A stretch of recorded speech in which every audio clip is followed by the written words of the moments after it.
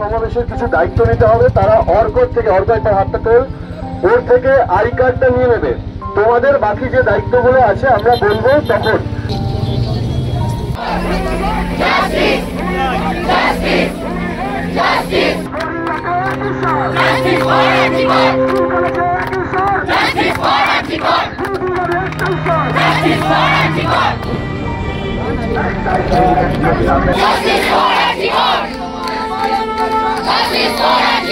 প্রচন্ড দুর্ভাগ্যজনক একটা ব্যাপার, খুবই ফ্রাস্ট্রেটিং। আমরা আশা মাঝে মাঝে হারিয়ে ফেলছি, কিন্তু তাও নিজেকে বারবার বলছি যে আশা হারালে চলবে না, কারণ এইবার যদি আমরা আশা হারিয়ে চুপ করে যাই তাহলে আবার আমাদের সাথে আবার এরকম একটা ঘটনা ঘটবে আমাদের কারণ মানে কোনো একটা বোনের সাথে বা দিদির সাথে, আর আমাদের তখনও চুপ থাকতে হবে।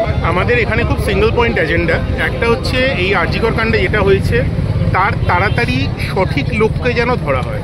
সঠিক লোক শব্দটা খুব দরকার, যেন কারুকে বলির পাঁঠা বানিয়ে না ধরা হয়, এবং যার বা যাদের মদতে এটা হয়েছে তাদের যেন ধরা হয়, তবে একটু তাড়াতাড়ি। প্রায় 2 সপ্তাহ হতে চলবে, ব্যাপারটার খুব সুবিধার একটা নেই।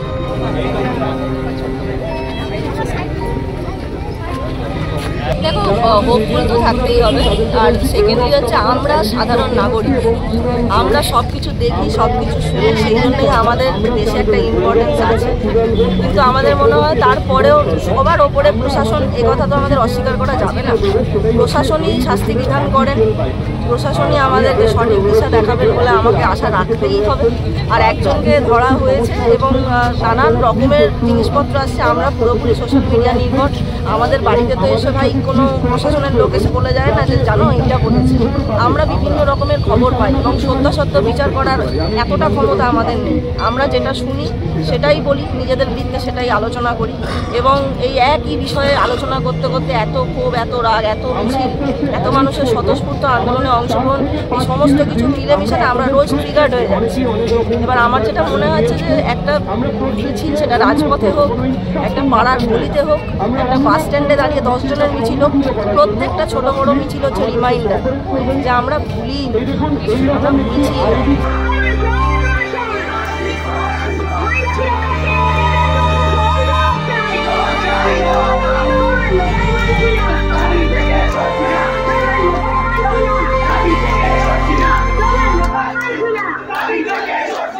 আমরা আসছে না ইউটিউব যারা করি, বিভিন্ন জায়গায় চাকরির আপডেশনের নিউজ আসছে, আমাদের একটাই বার্তা, আমরা বিচার চাই। তারা প্রোটেস্ট জানাচ্ছে, একটা জিনিস মাথায় রাখবেন, বৃষ্টি মাথায় তারা বেরোচ্ছে, সংসারের কাজ ফেলে মহিলারা বেরোচ্ছে, তারপরেও কিন্তু যদি রাজনীতির আঙিনা থেকে আমরা বাইরে যেতে পারবো না, হার্টলেস কারণ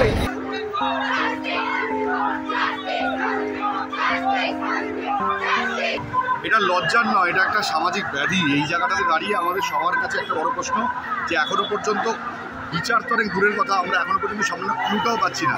সুপ্রিম কোর্টের সিবিআই বলছে যে গোটা বিষয়টা এখনো পর্যন্ত আমরা ঠিকঠাক তদন্ত করতে পারছি না। এটা আমরা সবার কাছে কনসার্ন। একটা ঘটনা ঘটে যাওয়ার পর এখনো পর্যন্ত আমরা বিচারের সামান্য আশাটাকেও দেখতে পাইনি। রাজ্য মানে কলকাতা পুলিশ যেটাকে করতে পারেনি, সিবিআই যে আগামী দিনে সেটা করতে পারবে, সেটা আশা রেখেই তো আমরা এগোচ্ছি।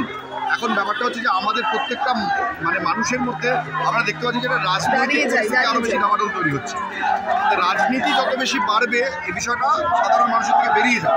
আমরা যেন সোশ্যাল কন্টেন্ট ক্রিয়েটাররা মনে করি রাজনীতি এই জায়গাটা দখল করার আগে মানুষকে আরও বেশি সোচ্চার হতে হবে।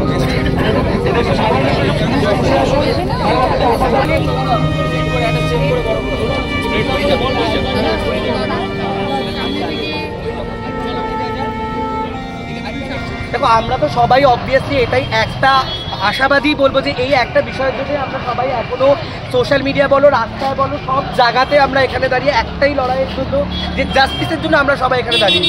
শুধু আমি নয়, এখানে এখন প্রচুর বলো অ্যাক্টার বলো, social media star, content creator, সবাই আমরা যেভাবে যে পারছে। তো আমি অ্যাকচুয়ালি কলকাতায় ছিলাম না, আমি কলকাতা থেকে একটু বাইরে ছিলাম, পরশুদিন কলকাতায় ফিরেছি।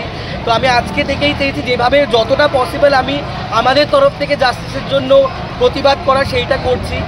তো এখনও বহুদিন হয়ে গেছে, বাট আমরা এখনও অবধি কোনো রকম কী বলবো, কোনো রকম নামও একটা অবধি বেরোয়নি। এর থেকে যে লজ্জার বিষয় আর কিছু নয়।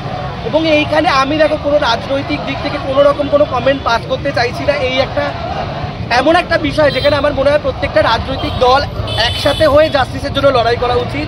একটাই মোটিভ আমার হওয়া উচিত, যেটা জাস্টিসের জন্য। বাট কিছু কিছু খারাপ লাগার বিষয় সবাই আছে, সোশ্যাল মিডিয়ায় আমরা দেখছি, মানে বিভিন্ন অ্যাক্টাররা মানে সেটা নিন্দা না করে পারি না যে শঙ্খ ফঙ্খ বাজাচ্ছে, গিটার বাজাচ্ছে, বাট সেই সমস্ত দিকে আমি ইগনোর করলাম। সেগুলো কি বলবো, এখনকার দিনে ওই রকম মানে কি বলবো জিনিস করাটা লোক হাসানো করে আর কিছুই না। আপনারা সবাই মিলে ভিডিওতে মনোযোগ না দিয়ে আমাদের মিছিলে মনোযোগ করুন। এবং নারী সুরক্ষার জন্য পথে নামা, এটা কতটা লজ্জা। রাতে না বেরো, কাজ করা বন্ধ, এটা তাদের জন্য লজ্জা যারা নাকি এই ধরনের মন্তব্য রাখছে। আমাদের কোথায় লজ্জা? আমরা তো বেরোবো, আমরা তো লড়বো। তো জাস্টিস কি মিলবে? পেতেই হবে, যতদিন না পাচ্ছি ততদিন রাস্তা ছাড়ছি না, রাস্তা দখল করা থাকবে। মহিলা হিসেবে কতটা সুরক্ষিত মনে করেন?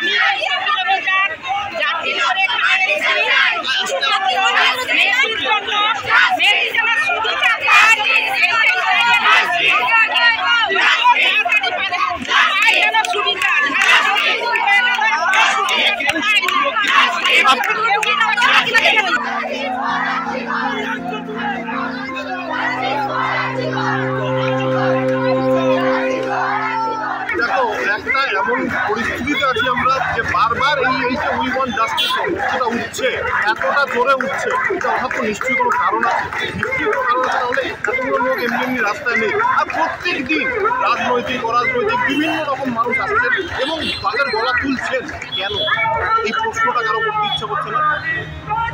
মেয়েদের নাইট ডিউটি বন্ধ করে দিলে সব সমস্যার সমাধান হয়ে যাবে, তাহলে তো খুবই ভালো কথা। তাহলে তো অনেকদিন আগে এই সমস্যার সমাধান হয়ে গেছিল। তাহলে আমরা মডার্ন হলাম কেন?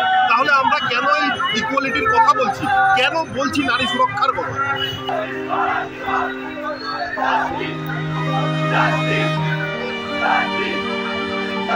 শুধুমাত্র নারী সুরক্ষার রাস্তায় নয়, বাড়িতেও। আমি গতকাল একটা সিনেমা দেখলাম, সেই সিনেমাতেও আমি দেখে অবাক হলাম যে রিসেন্ট ডার্লিংস বলে একটা ফিল্ম বেরিয়েছে, যে কীরকমভাবে ঘরের মধ্যে একটা মহিলার উপর অত্যাচার করা হয়, কীরকমভাবে একজন ঘরের মধ্যে মহিলাকে টর্চার করা হয়।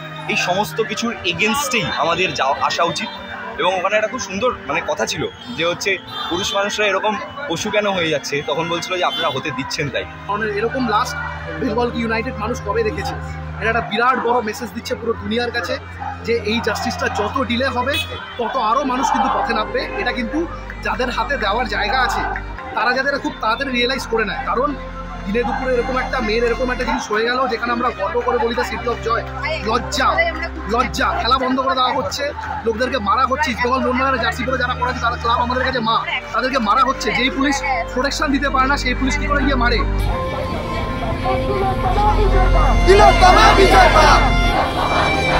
সত্যি বলতে ফ্রাস্ট্রেটিং লাগছে, তাই জন্য এত দিন ধরে জিনিসটা চলছে।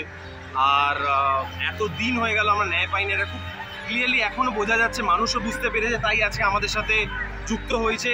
চারি জায়গা থেকে র্যালি হচ্ছে, আমাদের শুধু কলকাতা নয়, শুধু ওয়েস্ট বেঙ্গল নয়, সারা ইন্ডিয়া, সারা ওয়ার্ল্ড জুড়ে হচ্ছে এটা।